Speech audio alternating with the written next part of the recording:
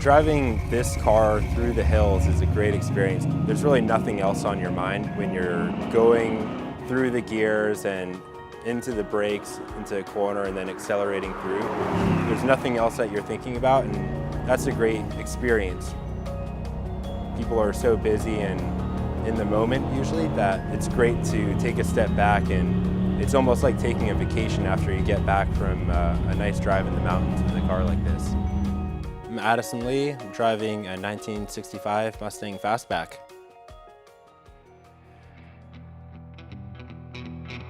Mustangs have been around since 1964 and a half, and since then they've made a big impact in the racing scene, but also I think they're just one of America's favorite cars.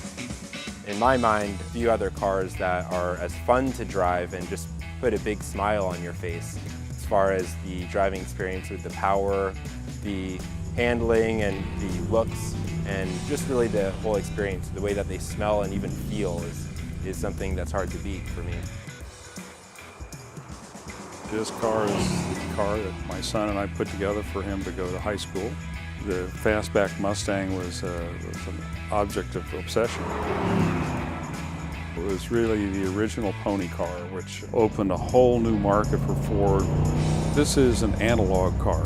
There's nothing digital about it. And so it's old school and it works well. You're driving around in a car that you have to do everything manually. Very upfront with people that it's not an original Shelby. It's just regular 65 Mustang Fastback. Just built a new motor for it. It is a 347 stroker, and it's putting out about 430 horsepower and the same amount of torque.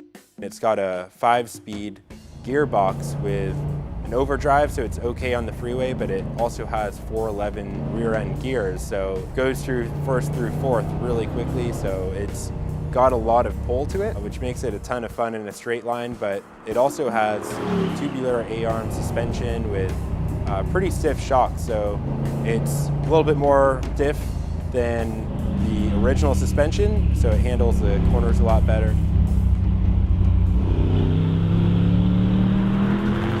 When I was a little kid, I'd always go to the historic races like the Monterey Historics and help crew on the Cobra that he was racing, and just kind of fell in love with the smells, the sounds, and just the atmosphere of being at the races growing up, and I fell in love with all of the cars and everything about them as a little kid. Primarily, I've raced Mustangs over the years. Started in the Kimura Mustang Challenge Series, moved up to the American Iron Series. After that, I moved into sports racers. I had a Radical SR3. More recently, moved back into Mustangs, so kind of came full circle, and currently race in an SECA series called Spec Mustang.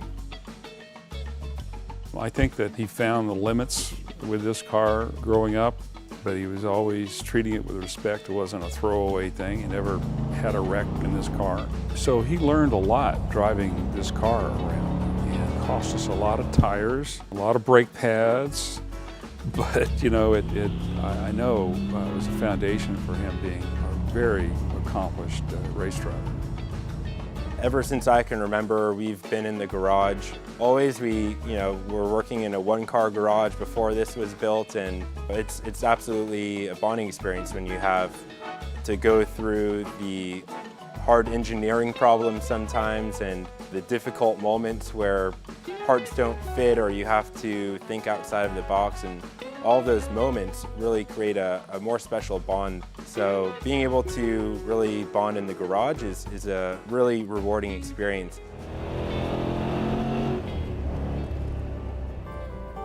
If you put real sweat equity into something, you've got a meaningful investment and you'll take care of it. And he really took care of this car and still does, because I really think he cares a lot about it. It means something to him.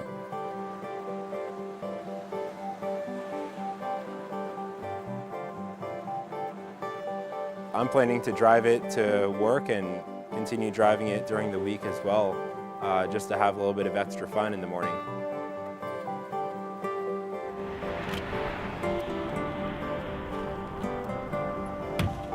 it's what's under the skin that count. For cars, especially vintage cars, it's more the story behind the car than what is actually on the surface and what it looks like.